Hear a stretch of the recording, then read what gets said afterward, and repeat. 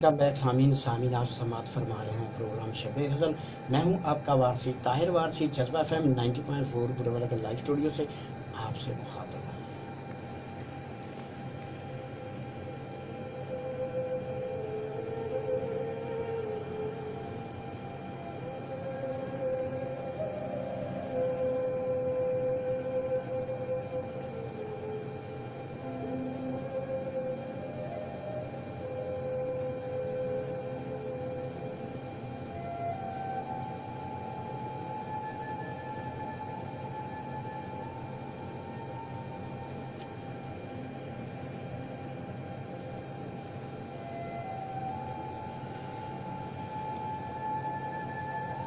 हम दश्त के बासी हैं ऐ शहर के लोगों,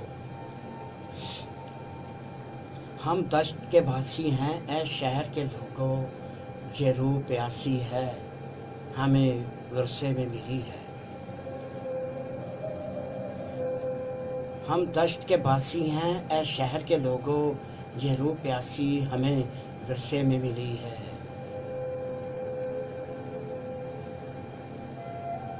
दुख दर्द से सदियों का तल्लक है हमारा,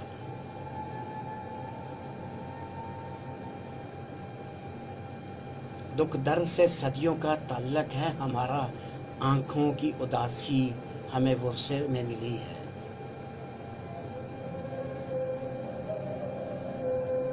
जान देना रवायत है कबीले की हमारी,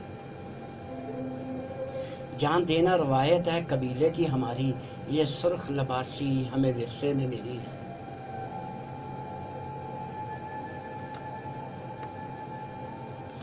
जो बात भी कहते हैं उतर जाती है दिल में,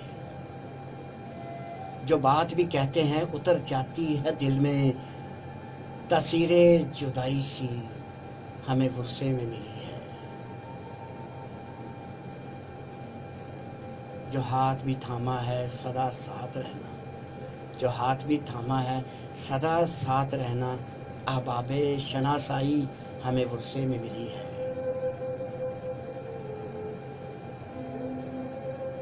हम दश्त के बासी हैं ऐ शहर के लोगों, ये रूह प्यासी हमें विरसे में मिली है।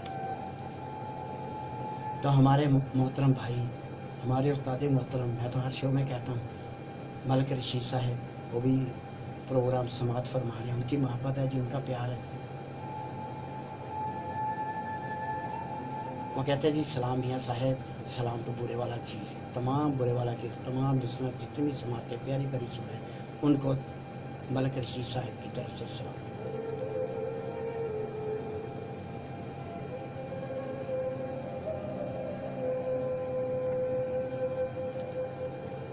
सामीन अब चलते हैं टॉपिक की तरफ। हर प्रोग्राम की तरह आज भी टॉपिक है, लेकिन आज जो अलग टॉपिक है वो भी है परदेशियों के बारे में।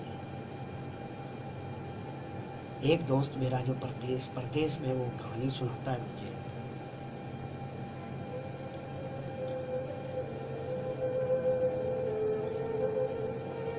जी सामीन, आज मैं आपको एक दोस्त की कहानी सुनाता हूँ जो दुबई में गया हुआ था। उसने मुझे कहा कि यार मैं 4 साल के बाद वापस वतन लौट रहा हूँ। पिछले 4 साल से मैं दुबई में जॉब कर रहा था और अब मेरा कॉन्ट्रैक्ट ख़त्म हो चुका था और मैं बस वतन वापसी की तैयारियां कर रहा था।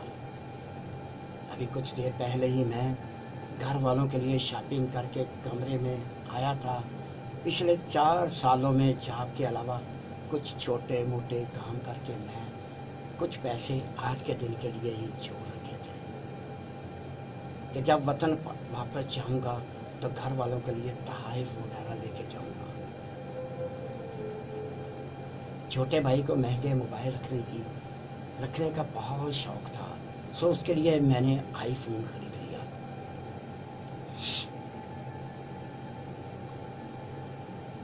छोटी बहन बहुत अरसे से टैबलेट की फरमाइश कर रही थी, उसके लिए एक अच्छा सा टैबलेट लिया। दूसरी बहनों के लिए खूबसूरत सी घड़ियाँ और कपड़ों के कुछ जोड़े लिए। अबू के लिए स्मार्टफोन और चंद कीमती परफ्यूम मिले। लेकिन दोस्तों, जब अम्मी के लिए तोहफ़ा लेने के लिए की बारी आई तो मैं सोच में पड़ गया कि अम्मी को क्या पसंद है, अम्मी के लिए क्या लिया जाए। इतने सालों में कभी अम्मी को महंगे कपड़े पहने नहीं देखा था। घड़ी का तो शौक ही नहीं रखती थी अम्मी। चूड़ियाँ, बालियाँ या अंगूठी वगैरह, उन सब से तो जैसे चिढ़ थी अम्मी जान को।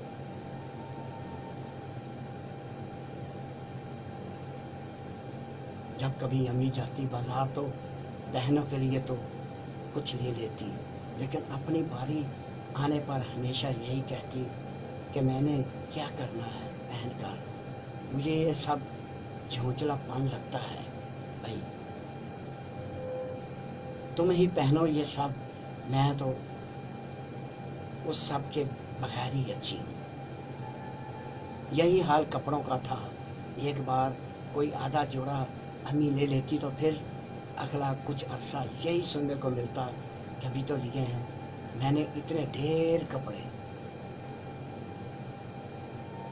अम्मी को अपने लिए मेरे पास तो बहुत हैं।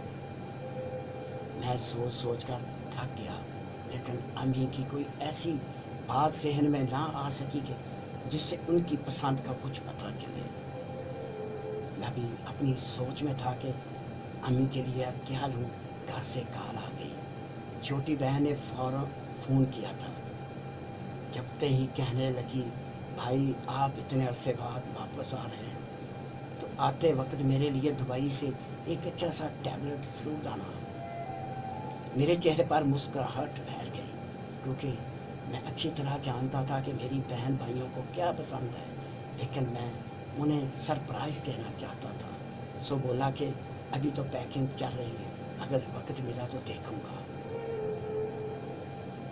बाकी बहन भाई फ़ौरन जमा हो गए और अपनी फरमाइशें करने लगे, और मैं बस मुस्कुरा रहा था कि जो कुछ कह रहे हैं वो तो मैं ले चुका हूँ।